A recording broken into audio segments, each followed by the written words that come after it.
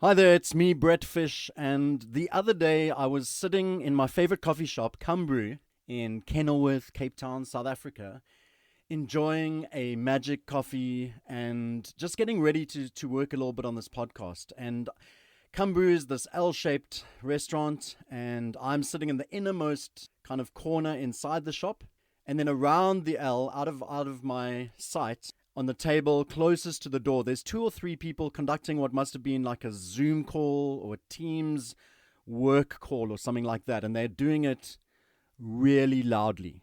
And as it goes on, we're the only people in the coffee shop. As it goes on, I am just getting more and more irritated and angry. And Ariel, who is the barrister behind the bar, is laughing at me because he can just see in my face and my expressions and the hand signs, I'm just getting more and more upset that these people are just so incredibly unaware, or they seem unaware, so selfish, so rude, just no sense that they're in this public space or a space that's meant to have this air of kind of privateness amongst people, and they're just conducting this loud conversation all about them. No consideration to anyone else in the space. And so I'm tempted to go around and pull up a chair and sit down with them and go, sorry, I couldn't quite hear. Where were we again? And fortunately for me and for Ariel and them and maybe the world in general, I didn't have the guts to go and do that. But I was just getting more and more angry and upset. And so I pull out my planning book for the podcast and I turn to this episode on kindness that I'm busy trying to construct. And I read there something that I wrote the last time I was at this coffee shop. And it says this: while I was planning this particular episode in my favorite coffee shop, Cumbrew, a dude was sitting in the corner loudly conducting business on his phone, forcing everyone else in the space to hear his half of the conversation, and it just felt so swear word rude. The opposite of kindness. And so as I sit, this is two visits to the coffee shop, and the same kind of thing happens in both cases. This opposing lack of kindness or a deep-seated unkindness to people around you in the space. And so I thought maybe step one in this journey towards understanding and figuring out what kindness is, what it's about, how we can do it better. Maybe step one is first, do no harm. This is BrettFish Anderson. You're listening to Out of the Fishbowl, Episode 6, which I like to call A Beautiful Kind.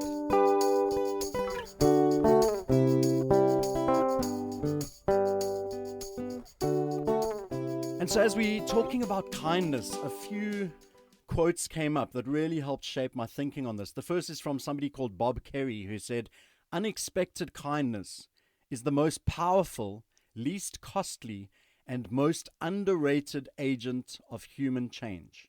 Then Roy T. Bennett said this: "Be the reason someone smiles. Be the reason someone feels loved and believes in the goodness of people." And then finally, Harold S. Kushner said, "Do things for people, not because of who they are or what they do in return, but because of who you are." And let me read that one again. Do things for people not because of who they are or what they do in return, but because of who you are. We are talking about your DNA, the DNA of generosity and kindness. We're talking about character, integrity. Do these things because you are a good person that wants to see active change going on around you in the world. And I want to start out by looking at this idea that people often talk about the notion of random acts of kindness. And I've never liked it. I've never liked kind of the tagline or the title of like, let's go do random acts of kindness. And I think, as I was just giving it a bit more thought, I think I've always kind of connected the random in that to the kindness. And I don't think kindness is ever random. But perhaps as we look to do acts of kindness, as we look to be intentional, and I would speak more wildly and loudly about let's do intentional acts of kindness. Let's mean it. Let's not accidentally do something that makes someone else's life better. Let's be intentional. Let's go and find things or be aware of things or take moments where things can happen where we are intentional. I am wanting to be kind to you. Let's do that. But maybe the random relates a little bit more to the acts of kindness. Like, it doesn't necessarily matter what those acts are. Like, let's do things that sometimes are very significant, but let's do things sometimes that are just small, that just give people a little bit of a lift or a little bit of an encouragement. And while it can be cool to give kindness to strangers, and I think we should always continue to do that, I think it can be even more meaningful when it's someone you are connected to who may not be expecting it. So let's think about, as we look at kindness, let's think about intentionality. Let's think about the DNA. And while I'm not saying kindness is something that's either in you or it's not, I think as people are kind, then that rubs off on people. It becomes part of who we are. If I've experienced a kindness from someone else, then I want to go and I want someone else to feel what I just felt. I want someone else to experience. I was having a really bad day or a really bad year, and somebody interrupted that and did something that was kind, that was unexpected, that was beautiful. And that made me feel so good. Like, how can I do that for someone else? And I love this idea of paying it forward. That's where it comes from, right? Somebody did something amazing to me. Let me find 3 people to go do something amazing too. And if the world operated like that, then kindness would just grow exponentially. If instead of paying people back for the good they did to us, we go and look out, okay, find 3 other people, go do something nice for them, then that's where it starts to get exciting. And I think kindness really, really breeds kindness. The more that you are kind, people observing it, people experiencing it are like, I can do that. I want to do that. How can I do that? People get excited about being kind when they see something exceptional. And maybe when they see something random, it's like, wow, that's so easy. This idea of paying for the coffee of the person behind you or paying at the cashier, you go, I'm going to pay for the person behind me. Like, that is a random act in a sense. But I still think it's a very intentional act of kindness. And I think that the person experiencing that will go, oh, that's something I can do. I've just saved a whole bunch of money. Maybe I can use that money on someone else. And so let's start with the premise. First, do no harm. Let's be aware of how we arrive in spaces. Let's be aware of how our presence is affecting other people. Let's be aware of our selfishness when it can get out of control, our entitlement, privilege, greed, all of those things, our comfort. Let's first do no harm. And once we kind of feel like we're doing okay in that space, let's start looking for intentional ways in which we can be kind to other people. And I really believe we underestimate the effect that being seen can have on someone. And I think an act of kindness, the first thing that it does to someone is it says, I see you. And that is powerful. If you're having a bad day, if you're feeling lonely, if you're feeling suicidal, all of these things, the idea that someone sees you in a positive light, that can be amazing. That can be incredible. It can be life-saving. We underestimate the effect that being seen can have on someone. At the moment, I'm writing letters to a friend of mine who is in prison. He did some really bad stuff. There's no doubt about it. It's not that he's there unfairly. He's owned up to the stuff. He's admitting it. He's working through it. He's hopefully getting healed and better. And I write letters to him, which is not a big deal. Except when he said to me, when I managed to go visit him at the end of last year, you are one of the people that's written the most to me. And I was thinking, I'm not even writing a lot. I'm not doing great with this. But there's significance in the fact that I take time every now and then to write a letter to my friend. Because he's seen. Because somebody out there cares about me. Because somebody out there wants me to get better and do better and to heal and grow. Even a WhatsApp message or an encouraging DM, a voice note. There are such simple ways that we can just pause right now. You can pause this episode right now, WhatsApp somebody, someone you care about, and just say, hey, I was just thinking about you. And I just want you to know that I really dig you, or I like this thing about you. I just want to say, have a great day, or I'm thinking about you. The power that can have on people we underestimate, especially with the world in such a desperate state and so many people struggling in general, but many people struggling with mental health issues. And many of those people feeling alone and unseen and unheard. The power of someone interrupting that intentionally with a kindness, even if it's just a word. But it could be a gift.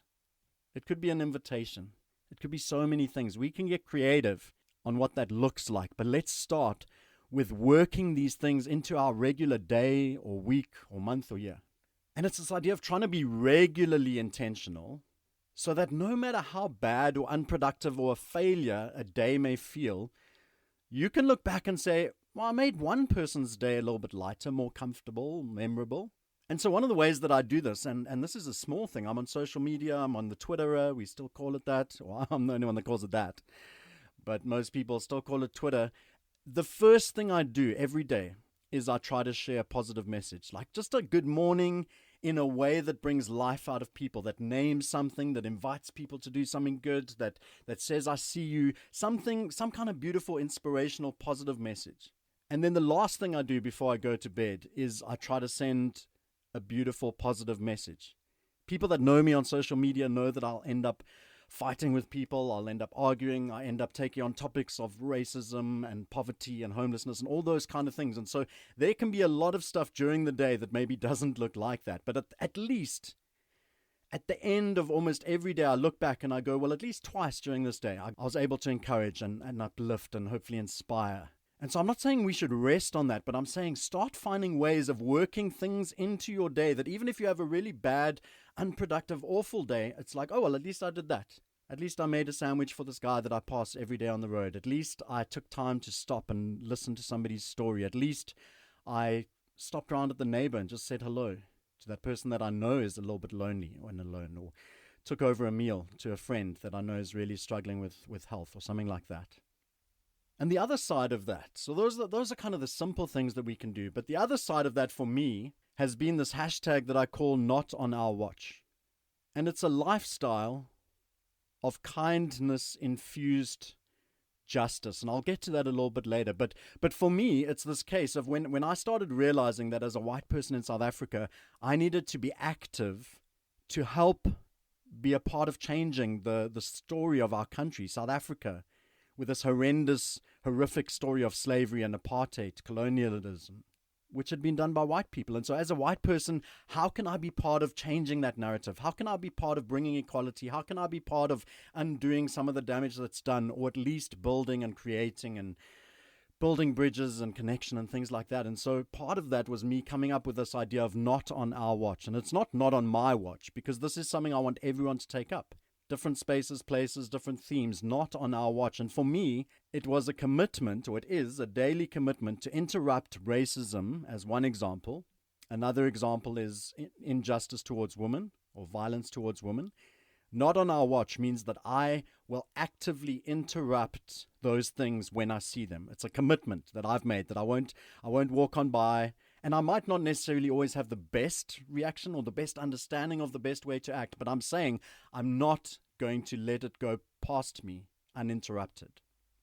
And so my kindness to people that this injustice has affected is that I need to make it a daily commitment to involve myself in situations where people are perpetuating racism and hurting other people. And so that is a way that I work kindness into my daily routine. It's not something that I always feel like doing. There are times when I really feel like doing it. And there's times when I really don't feel like doing it, or I know how this is going to land, or I know the lashback this is going to get, or whatever. But it's like, no, you made a commitment, not on our watch. And this thing has happened in front of you. You need to get there. Even if the very least of what you say is, this is not okay. You name it, you interrupt it. You don't let it pass by and gain weight as being something that might be seen as true or whatever. And so the call is for us to be kind. And what's really key about this is that it really does need to grow. I use this example a lot. I'm not sure if I've spoken about it on the podcast, but this idea of the ants and the crickets, I think I have. And so some of you may know about it. If you've hung out with me long enough, you may be tired of it. But for me, it really helps me as an image to keep this understanding. And it's from the movie Bug's Life, where ants are really tiny, crickets are really big, and basically in the story, the crickets are the bad guys, and the ants were busy doing what they said, and they were busy supplying them with food, and they were terrorized and terrified because crickets are so big and scary. And this moment in the story comes when the ants realize that they outnumber the crickets. And that is the phrase that I throw in, the ants outnumber the crickets, let's be ants. And I honestly believe as South Africa is heading towards elections, I really have come to the point of absolutely believing that change will not come from government, but from the masses. And I'm not saying don't vote. Figure that stuff out. Voting is super complicated to figure out, but do the work. and figure that out. But while that is going on, what we need to be doing more of and be more focused on is this idea that the ants outnumber the crickets. The masses outnumber the people in power. I studied as a primary school teacher. It's not something I've really worked at in my life at all, but there have been moments of me being in a classroom. And the lesson that I learned the most from my practical teaching, from times that I've been in a classroom, and I hope your kids are not listening to this, so maybe get them out the room. This is like a spoiler alert moment for teachers. And any teachers out there, I'm sure I imagine you'll agree, unless I was just really bad, which is very possible. And here's the lesson. Once the 30 or 40 kids in the classroom realize the power they have, it's game over. There's one teacher. There's 30 kids. If 30 kids do not want to do something, it's not going to happen. The secret, as a teacher, most of the time, is not letting them come to that realization.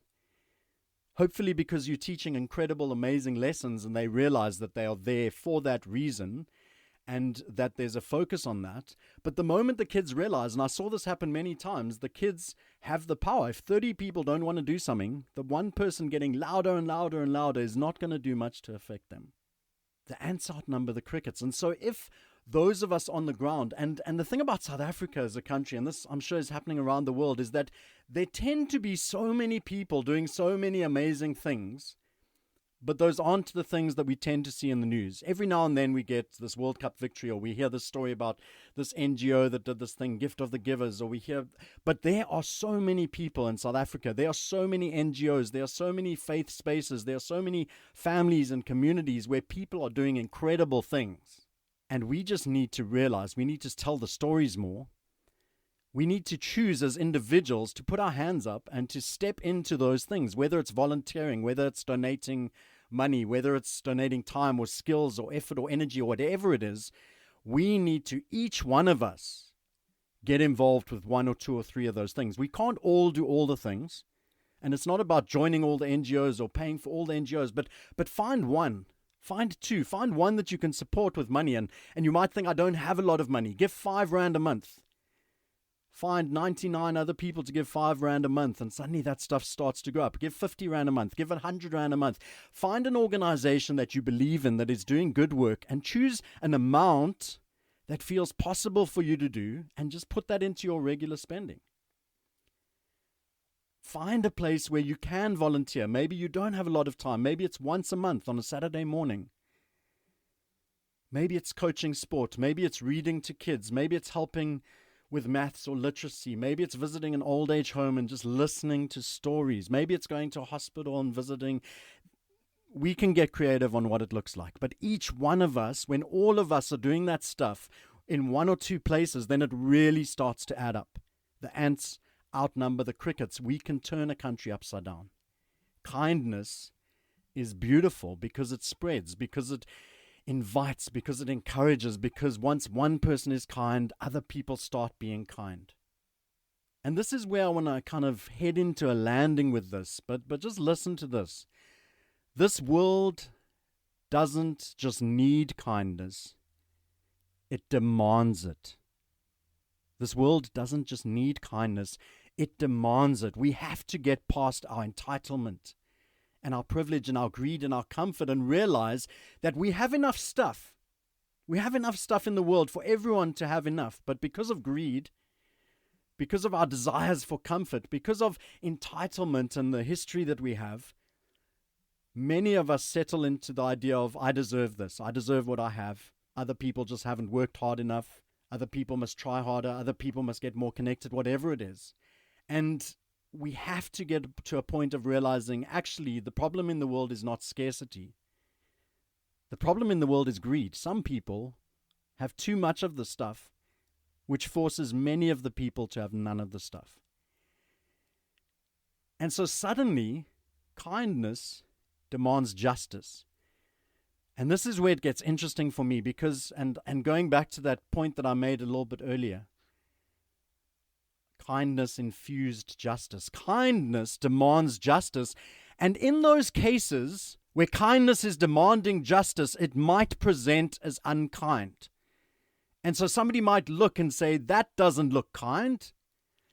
And so for me as a white South African, if I'm trying to understand the history of the country and I'm trying to understand what has been and what in many cases still is, as I'm being kind to black and colored and Indian people, in my words, in my actions, some people, specific white people, will experience that as unkindness. When I'm calling out racism, when I'm calling out words, when I'm calling out actions, then there's certain people that will go, well, that feels very unkind. You're not being kind, Brett. You need to be nicer. You need to be friendlier. But sometimes kindness to the marginalized means that it's going to look unkind to those with power, because we are calling out those in power that are not using it well. We are calling out those. In Cape Town, it happens all the time.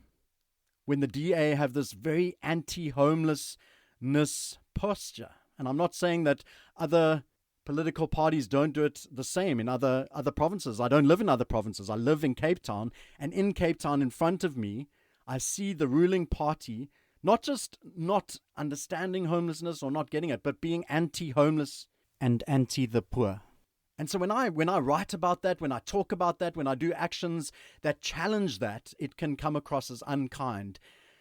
But for those who are poor, for those who are homeless, for those who are marginalized, hopefully they experience it as a deep kindness. When we start taking kindness to the point of justice, kindness infused justice, then it is going to look unkind to everybody who is being unjust, to everyone who is benefiting from injustice, to the entitled, to the privileged, to the greedy, to the comfort. Kindness will seem like unkindness. And there's a place where we get that wrong, because I know it happens to me. I can be too unkind. I can be too harsh. I can be unfair. I can get it wrong, and I do on many occasions. But because of my dedication to the homeless, to those in poverty, to those that have experienced racism, to women that have been experiencing being second-hand citizens in the country and in the world forever, I'm okay with getting it wrong as long as I get it right more often than I get it wrong. And as long as I own it when I get it wrong, as long as I can hopefully dig in and find the humility to own it when that happens. But because of my desire for kindness and justice, there will be times where that is experienced as unkindness, and that's okay, and that's good. And so what I'd love to see is, as I leave you with those thoughts, the world doesn't just need kindness. It demands it.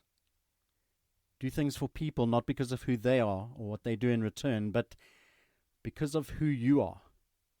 Be the reason someone smiles. Be the reason someone feels loved and believes in the goodness of people. Unexpected kindness is the most powerful, least costly, and most underrated agent of human change.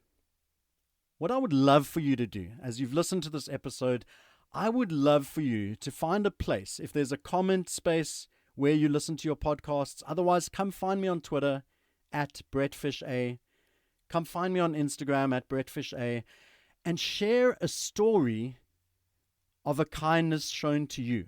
Not something that you did, something that you received from someone else. I was hoping to gather a collection of stories to share as part of this podcast, but it just didn't really happen. And so I would love for us to find spaces where this is shared on Facebook and other spaces, to, in the comment section right now, as you end this episode, share a story of a kindness, big or small, it doesn't matter, but a kindness that was shown to you. People often get on my case with this thing of virtue signaling, which I think is a whole episode by itself, because I think it's nonsense. But let's virtue signal the crap out of this. It's okay to virtue signal when you're signaling someone else's virtue. So times that you were shown kindness, or otherwise other stories of organizations, people, groups, churches, whatever that you know that are doing kind things, that are going out of their way. Let's share those stories. Let's be telling those stories, because as the ants start to hear about more ants, we start to realize actually maybe we can take on these crickets. Maybe the world doesn't have to operate in a way that is unjust to so many people. Maybe we could even start to believe the crumbs of belief that we could actually be part of creating a world that actually works for everyone in it. That is so far away, but let's step towards it. And so please take a moment. Share a story, share a bunch of stories of kindnesses that have been shown to you, or just people groups that are doing things that are super kind. I'd also love for you to share this episode. If this was helpful, if this was challenging, if this was motivational, let's get people's ears on it. If you haven't subscribed to the podcast, do that. But tell people about it, share the link, get people listening, and hopefully we can be part of a wave of kindness that spreads. I want to end off with a poem that is one of my favorite poems. It contains one of my favorite lines. It's by a lady called Laura Jean Truman. And it says this, and let's meditate on these words. Keep my anger from becoming meanness. Keep my sorrow from collapsing into self-pity. Keep my heart soft enough to keep breaking.